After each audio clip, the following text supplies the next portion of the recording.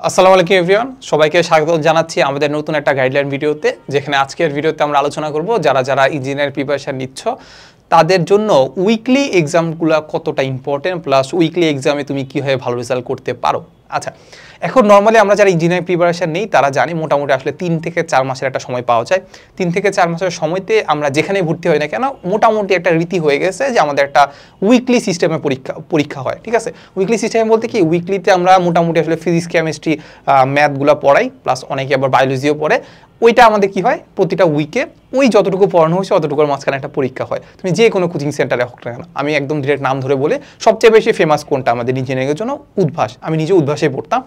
So এখন ওই উদ্ভাসে বা আমাদের যে কোনো যেখানে পড়া না কেন ওইখানে উইকলিতে আসলে ভালোটা করাটা আসলে কতটা ইম্পর্টেন্ট, সেটা কতটা গুরুত্ব বহন করে সেটা আমরা একটু দেখার চেষ্টা করবো। আচ্ছা, তো সবার ফার্স্টে আমি তোমাকে বলি যে আমাদের ইঞ্জিনিয়ারিং প্রিপারেশনটা 3 থেকে 4 মাসের বা 4 একটু বেশিও হইতে পারে।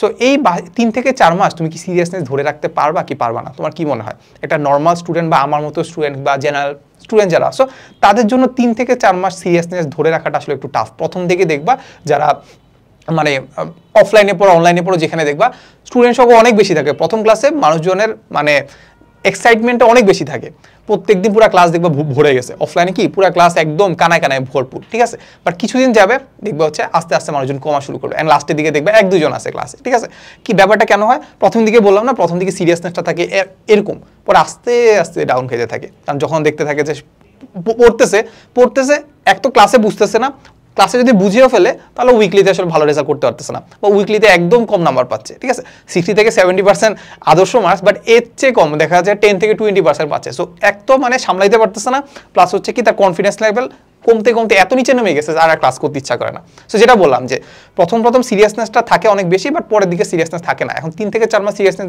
ধরে রাখা খুবই টাফ।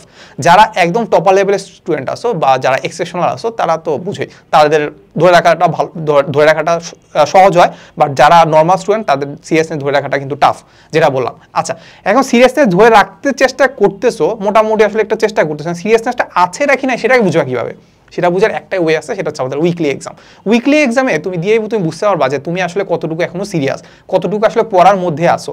তোমাকে যদি আমি একটা নর্মালি বলি যে উইকলি দিতে দিতে দিতে দিতে একটা টাইমে পুরো সিলেবাসটা শেষ হয়ে যাবে, সিলেবাস শেষ হয়ে যাবে তখন পেপার ফাইনাল, সাবজেক্ট ফাইনাল, এই পরীক্ষাগুলো শুরু হয়ে যাবে, একদম ফুল ফাইনাল পরীক্ষাও শুরু হয়ে যাবে, মডেল টেস্ট পরীক্ষা শুরু হয়ে যাবে। ঠিক আছে, সো বলা যায় যে একদম ছোট ছোট পানির কণা মিলেই তো একটা সমুদ্র তৈরি হয় নাকি, বা বালু কণা মিলেই তো একটা সমুদ্র সৈকত তৈরি হয়। সেম জিনিস তোমার উইকলিতে তোমার যে প্রিপারেশন ওইটা মিলেই তোমার আসলে ফুল প্রিপারেশনটা হবে।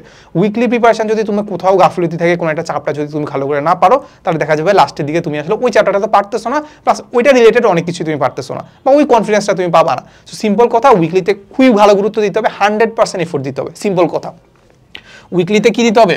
100% এফোর্ট, 100% এফোর্ট দিতে হবে। সিম্পল কথা।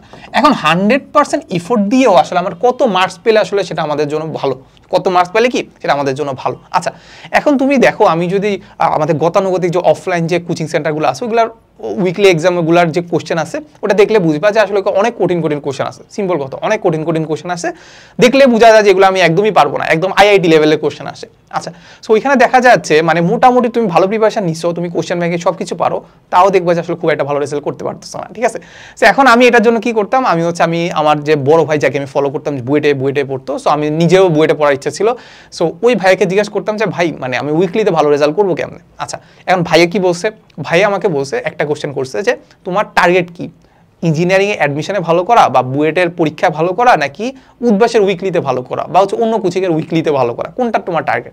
আমি অবশ্যই বললাম যে ভাই বুয়েটের টার্গেট, বা হচ্ছে বুয়েটের অ্যাডমিশনে ভালো করার টার্গেট, বা ইঞ্জিনিয়ারিং অ্যাডমিশন পরীক্ষায় ভালো করার টার্গেট। আমার কোনো একটা কোচিং সেন্টারে ভালো করে আমার কি লাভ? তো সিম্পল কথা আমাকে এটাই বলছে যে তোমার উইকলিতে ভালো করা ইম্পর্টেন্ট না, ইম্পর্টেন্ট হচ্ছে তুমি পারো কি না, তোমার যেসব সহজ সহজ জিনিসপাতি আছে ওই সহজ সহজ জিনিসপাতিগুলো তুমি পারতেছো না সেটা দেখবা।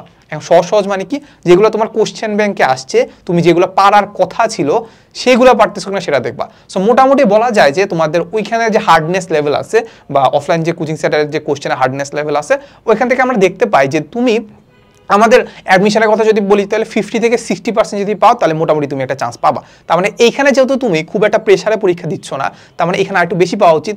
তার মানে তুমি ধরে রাখবা যে 60 থেকে 70% এই উইকলিগুলোতে 60 থেকে 70% যদি তুমি মার্কস পাইতে পারো, 60 থেকে 70% মার্কস প্লাস যেসব জিনিস পারা উচিত ছিল, যেসব জিনিস তোমার একদম কমন ছিল ওইসব জিনিস পারতেছো কিনা এটা যদি দেখতে পারো, এটা যদি তোমার করতে পারো, তাহলে মোটামুটি বলা যায় যে তোমার উইকলিতে ভালো ধরে নিবা, তোমার পজিশন যাই হোক না কেন।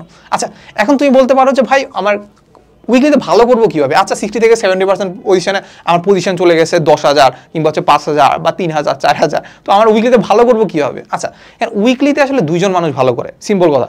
উইকলিতে কারা ভালো করে? উইকলিতে ভালো করে একদল যারা সে একদম টপার, একদল কি টপার, দেখবা ফুল মার্কস পেয়ে বসে আছে ভাই, ফুল মার্কস পেয়ে বসে আছে। সো তাদেরকে তুমি টেক্কা দিতে এমনি পারবা না, কারণ কি তারা আগে থেকেই ভালো রেজাল্ট করে আসতেছে, একদম প্রথম থেকেই সব কিছু পারে। সো দেখা গেছে তারা কোশ্চেন ব্যাংক দেখা গেছে ইন্টারে শেষ করে ফেলছে, ইন্টারে কি অনেকে ক্লাস 9-10-ও শেষ করে ফেলে। সো তাদেরকে তুমি টেক্কা দিতে পারবা না, তারা হচ্ছে ভালো রেজাল্ট করে। আরেক দল ভালো রেজাল্ট করে, মানে একদম ভালো রেজাল্ট বলতে বুঝাচ্ছি একদম দেখবা যে টপে থাকে, অলওয়েজ দেখবা যে যত কঠিন কোশ্চেনে আসুক না হাইস্ট একদম 100%ই হয়। 100% যেটা আসলে মানুষের দ্বারা সম্ভব না। তো সো এত কঠিন কোশ্চেন 100% পায় কিভাবে? সো টপার্স আরেক দল থাকে যারা হচ্ছে আগের কোশ্চেন সলভ করে আসে, আগের কোশ্চেন কালেক্ট করে। আচ্ছা সো দেখবা যে আমাদের যে অফলাইন যে কোচিং সেন্টারগুলোতে আছে সেগুলো না বিভিন্ন ব্যাচে পরীক্ষা হয়। তো দেখবা যে সকালে একদল ব্যাচ পরীক্ষা দিয়ে গেছে, সেম কোশ্চেন বা সেম টাইপের কোশ্চেনগুলোই দেখা যাচ্ছে আবার বিকালে বা হচ্ছে আমাদের রাতের ব্যাচগুলোতে আসলে পরীক্ষা হয়। সো সে কি করে যে হচ্ছে ভালো রেজাল্ট করতে চায়, মানে কোনো মতে ভালো রেজাল্ট করতে চায় বা অসৎ উপায়ে ভালো রেজাল্ট করতে চায়, সে কি করবে সকালে যেসব ব্যাচ পরীক্ষা দিয়ে গেছে তাদের কোশ্চেনগুলো কালেক্ট করবে, ওইগুলো মিলে তারা একটা গ্রুপ তৈরি করে ওগুলো সলিউশন করে কি করবে, যে পরীক্ষা সপ্তাহ কমন পাইছে মোটামুটি তো অ্যাটলিস্ট কমন পাবে, অনেক কোশ্চেনই কমন পাবে, ওই টাইপের কোশ্চেনই পাবে। তো ওই টাইপের কোশ্চেন করে সে ভালো রেজাল্ট করে ফেলছে, ভালো রেজাল্ট 100% পেয়ে গেছে। এই একটা আছে। আরেকটা জিনিস করে কি, এই অফলাইন কোচিংগুলা প্রত্যেক বছর তো আসলে কোশ্চেন নতুন করে বানানো যায় না, এত কোশ্চেন কই পাবে?